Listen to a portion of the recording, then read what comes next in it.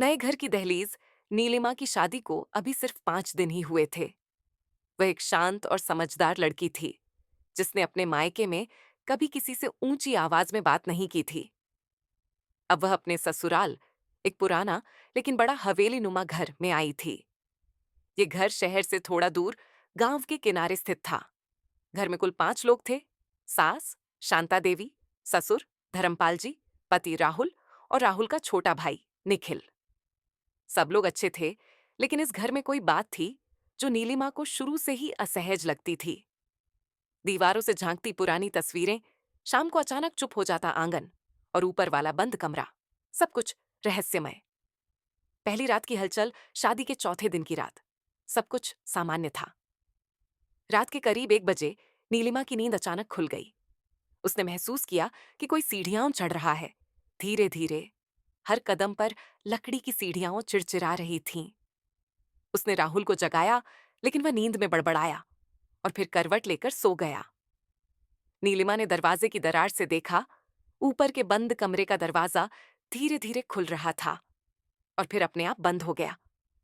उसके शरीर में सिहरन दौड़ गई। अगली सुबह नीलिमा ने सास से बात करने की कोशिश की। माँ जी, ऊपर वाला कमरा क्यों बंद रहता है? शांता देवी का चेहरा एकदम सख्त हो गया। उस कमरे की बात कोई नहीं करता। बहू, एक बात ध्यान रखना, जो इस घर में शांति चाहता है वह सवाल नहीं करता। नीलिमा चुप हो गई, लेकिन मन में कई सवाल कुलबुला रहे थे। रात वाली आवाजें और अब सास की चेतावनी, यह सब कुछ सामान्य नहीं लग रहा था। पुरानी नौकरानी की बात। उस शाम घर की पुरानी नौकरानी तुलसी बाई, जो करीब 25 सालों से वहां काम कर रही थी, नीलिमा के कमरे में आई।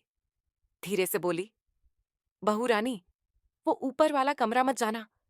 पहले भी एक बहू गई थी, फिर उसकी चीख सुनाई दी, पर वो कभी वापस नहीं आई।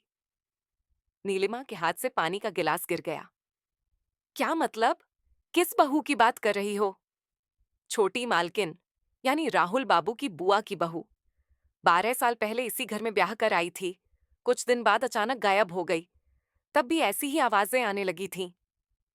राहुल की चुप्पी। रात को नीलिमा ने राहुल से इस बारे में पूछा। राहुल, क्या तुम कुछ छुपा रहे हो मुझसे?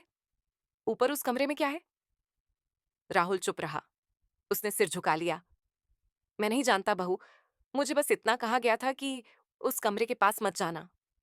पर दादी कहती थी कि वहां कुछ है, कोई छाया जो रात को जागती है। तो क्या हम डरते रहेंगे सारी जिंदगी? नीलिमा की आवाज कांप रही थी। मैं तुम्हें खोना नहीं चाहता नीलिमा। राहुल ने बस इतना ही कहा। अब नीलिमा को तय हो चुका था, वह इस रहस्य को सुलझाएगी। अगली रात उसने सबके सो जाने का इंतजार किया। करीब 1 बजकर 15 मिनट पर उसने चुपचाप ऊपर की सीढ़ियां चढ़नी शुरू की। सीढ़ियों पर अजीब सी ठंड थी और हवा एकदम भारी महसूस हो रही थी। कमरे के बाहर पहुंचकर उसने देखा, दरवाजे पर पुरानी जंजीर लटकी थी, लेकिन ताला ताला खुला हुआ था।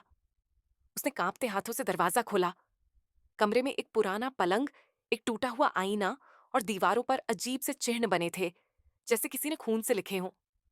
नीलिमा का सिर चकराने लगा। तभी वो चीख, एक तेज हवा का झोंका आया और दरवाजा धड़म से बंद हो गया।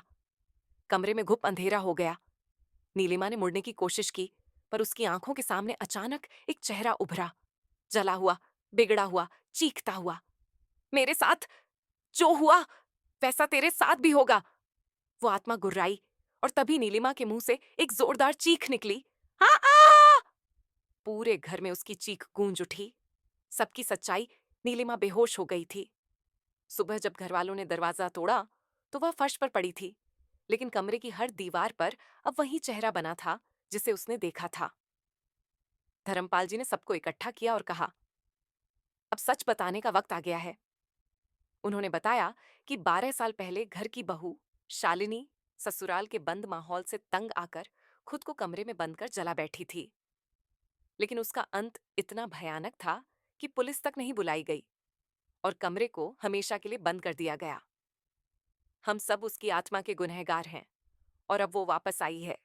शांता देवी की आंखों से आंसू बह निकले। नीलिमा का निर्णय। नीलिमा को होश आया।